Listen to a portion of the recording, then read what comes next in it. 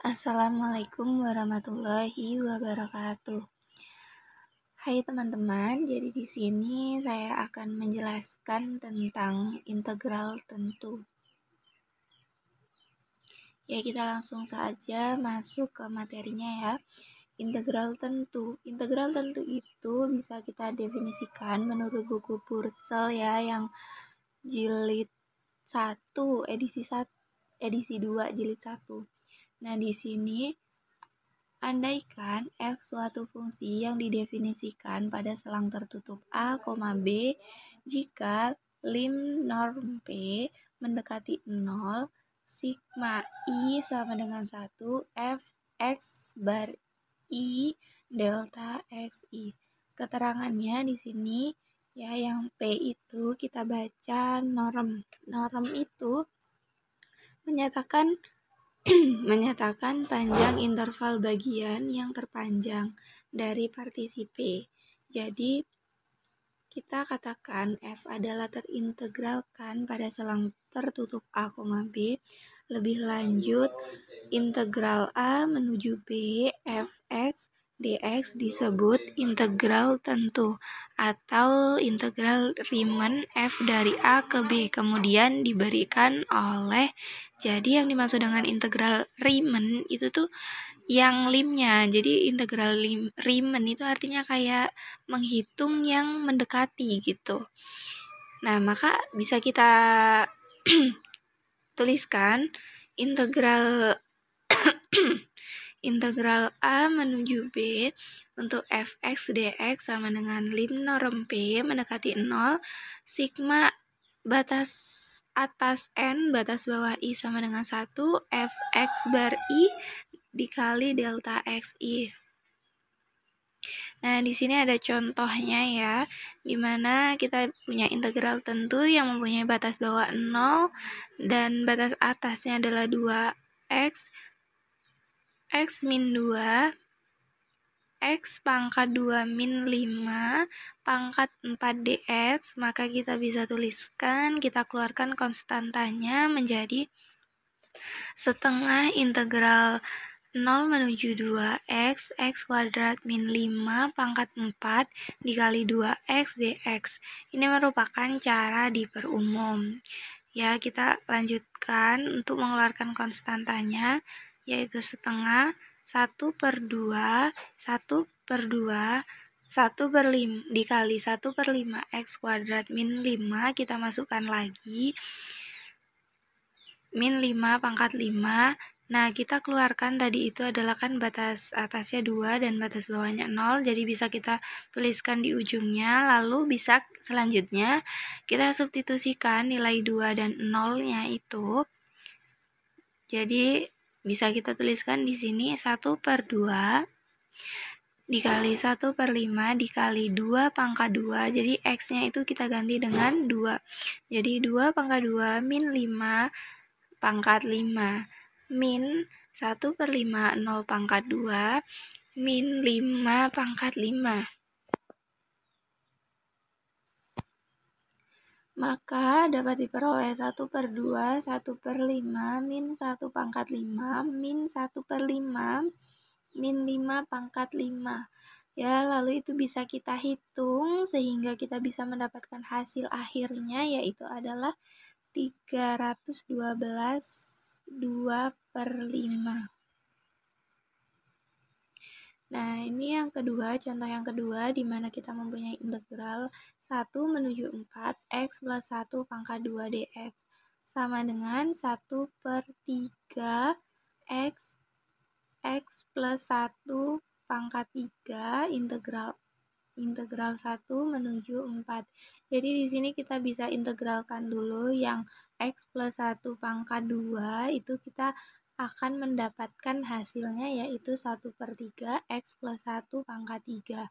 Nah, lalu kita bisa hitung 1/3, 4 plus 1, 4-nya itu dari integral yang atas, kita substitusikan, pangkat 3 min 1/3, 1 plus 1 pangkat 3.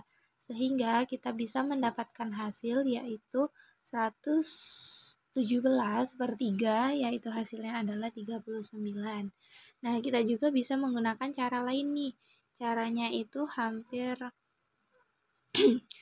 sama ya. Cara lainnya itu di sini misalnya kita ada integral 1 menuju 4 tadi, kita menggunakan cara lain dimana kita bisa menghitung dengan difaktorkan. Jadi kan x plus 1 kuadrat itu kan sama saja dengan x plus 1 dikali x plus 1 dx. Lalu kita mencari turunannya atau integralnya maka akan mendapatkan x kuadrat plus 2x plus 1, dan bisa kita cari yaitu hasilnya adalah 1/3x pangkat 3 plus 2 plus x pangkat 2 plus x. Untuk batasnya kita tuliskan di sebelahnya yaitu 4 dan 1. Maka bisa kita substitusikan lalu kita hitung hasilnya sehingga mendapatkan hasil akhirnya yaitu sama ya, 39. Dengan definisi. Nah, di sini kita bisa cari juga menggunakan definisi. Jadi kita itu bisa menghitung dengan video yang sebelumnya ya, yang sudah saya jelaskan, yaitu tentang poligon dalam. Nah, di sini bisa kita lihat dulu ya, untuk integral 1 menuju 4x plus 1 kuadrat dx, kita disuruh untuk menentukan selang tertutup 1,4 menjadi n selang bagian secara reguler, panjang selang sama, yaitu dengan cara delta x sama dengan 4 min 1 per n sama dengan 3 per n. Jadi 4 itu adalah batas atasnya dan batas bawahnya itu adalah 1. Maka bisa kita kurangkan sehingga mendapatkan hasil 3 per n. Dengan titik dan panjang 1 sama dengan kita. Nah, di sini kita tuh mempartisi atau membagi-bagi ya. Jadi x0 kurang dari x1 kurang dari x2 sampai dengan xn.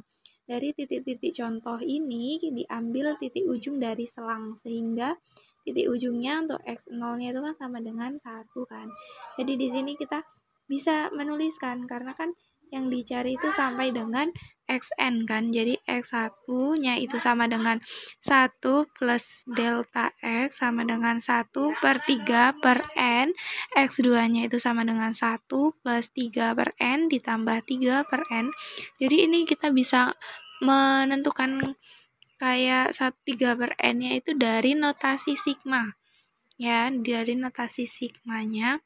Sehingga kita bisa menentukan menggunakan rumus 1 plus delta x sama dengan 1 plus 3 per n. Nah, kita hitung x1, x2, xi sampai xn. Nah, xn-nya kan di situ 1 plus 3 per n, 3n per n sama dengan 1 plus 3, maka hasilnya adalah 4. Sehingga bisa kita tuliskan di sini untuk kita bisa menggunakan yang tadi ya, yang awal itu kan, yang lim norm P mendekati 0 tadi. Nah, itu bisa kita tuliskan di sini mencarinya dengan menggunakan cara definisinya yang awal tadi. Nah, maka bisa kita hitung di situ ya. Lim norm P mendekati 0 sigma n batas atas n batas bawah i sama dengan 1 f x bar i delta xi. Nah, di situ adalah lim n, bisa kita tuliskan ya, lim n itu mendekati tak hingga sigma atas batas atas n batas bawah i sama dengan 1. Nah, di situ bisa kita masukkan nilai f-nya itu adalah i dan x bar i-nya adalah 3i per n plus 1 kuadrat dikali 3 per n. Nah, di situ bisa kita hitung ya caranya ya teman-teman, sehingga kita mendapatkan hasil akhirnya adalah ya, di sini kan untuk yang hasil akhirnya yaitu adalah 27 lim n mendekati tak hingga n i sama dengan 1 i kuadrat per n pangkat 3 plus 36. Nah, 36 itu kan udah dari hasil penjumlahan tadi itu ya, 36 lim n mendekati tak terdefinisi, n i-nya sama dengan 1 plus 12 lim n mendekati tak definisi n i-nya sama dengan 1 per n, maka bisa kita tuliskan hasil akhirnya bisa kita dapatkan yaitu 1 per 2. Ya, terima kasih. Demikianlah itu tadi yang bisa saya sampaikan. Kurang lebihnya saya mohon maaf. Saya akhiri. Wassalamualaikum warahmatullahi wabarakatuh.